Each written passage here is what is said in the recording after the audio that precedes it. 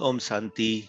आज का अव्यक्त महावाक्य 21 अक्टूबर 1975 से लिया गया है, जिसका शीर्षक है बेहद की वैराग्य वृत्ति ही विश्व परिवर्तन का आधार। नए विश्व के परिवर्तक, सर्व आत्माओं के परम प्रिय शिव बाबा ने नौ विश्व निर्माण के आधार मूर्त बच्चों से मधुर मुलाकात करते हुए ये अनमोल महावाक्य उच्चारे। अभी नई दुनिया लाने के निमित्त बने हुए हो। नई दुनिया कब आएगी, यह सबको इंतजार है। सबके अंदर संकल्प है कि तिथि तारीख का मालूम पड़ जाए कि नई दुनिया कब आने वाली है। तिथि तारीख मालूम पड़ेगा, मालूम होना तो जरूर चाहिए, जबकि त्रिकालदर्शी हैं, अर्थात तीनों कालों को जानने वाले हैं।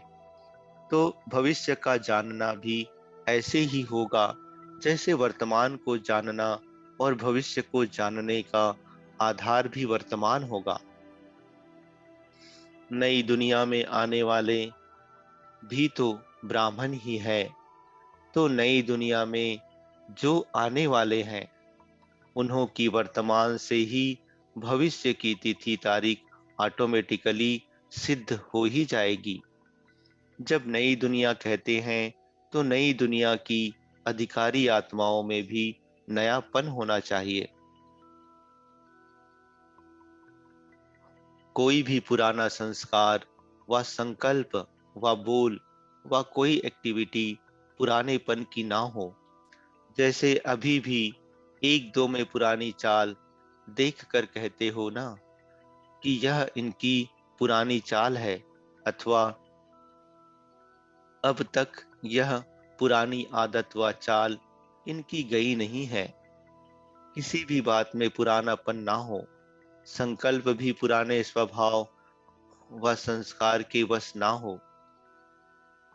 जब मेजॉरिटी व मुख्य आत्माओं में ऐसी नवीनता दिखाई दे, तब नई दुनिया के आने की तिथि तारीख स्पष्ट हो जाएगी।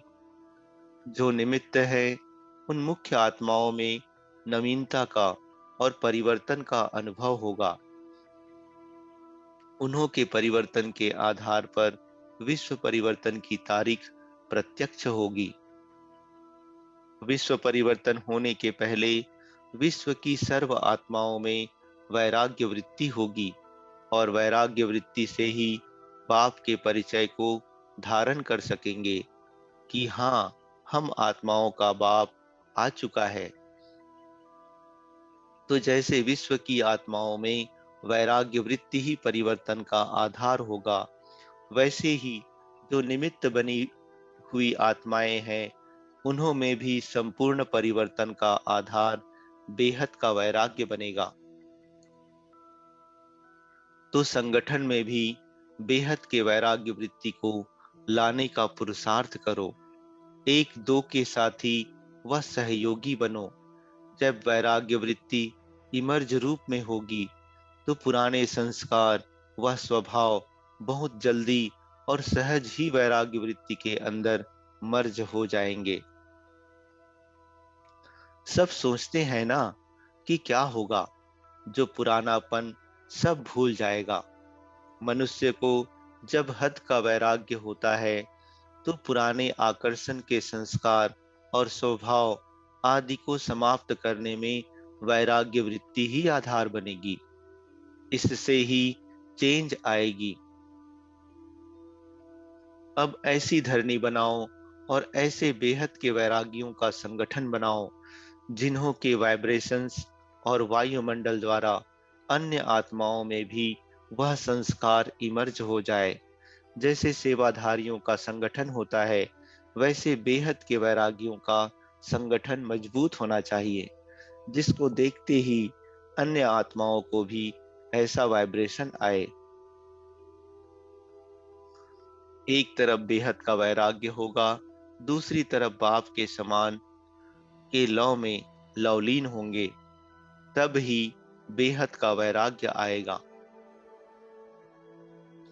एक सेकंड भी और एक संकल्प भी इस लवलीन अवस्था से नीचे नहीं आएंगे। ऐसे लवली बाप के लवली बच्चों का संगठन हो, उनको कहेंगे लवली संगठन।